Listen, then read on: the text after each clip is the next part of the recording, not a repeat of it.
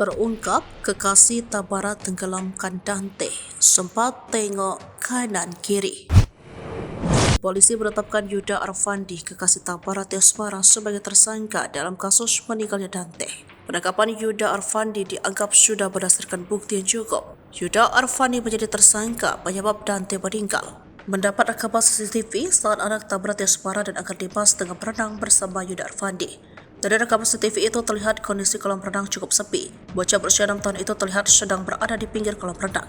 Dante terlihat berada di dalam kolam renang dengan berpegangan pada pembatas kolam renang.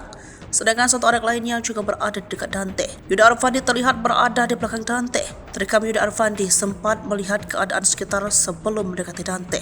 Yuda Arfandi terlihat berada di belakang Dante. Terekam Yuda Arfandi sedang melihat keadaan sekitar sebelum mendekati Dante.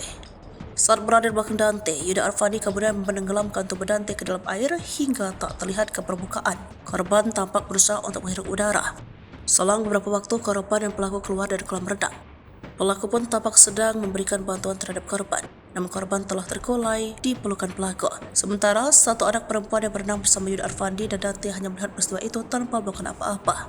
Yuda Arfandi saat ini dijerat dengan pasal berlapis termasuk pasal pembunuhan berencana sebagaimana dimaksud dalam pasal 76C junto pasal 80 Undang-Undang Republik Indonesia nomor 35 tahun 2014 tentang perubahan atas Undang-Undang nomor 23 tahun 2002 tentang perlindungan anak atau pasal 340 KUHP dan atau pasal 338 KUHP dan atau pasal 359 KUHP, kata Kombes Pol Ade Ari.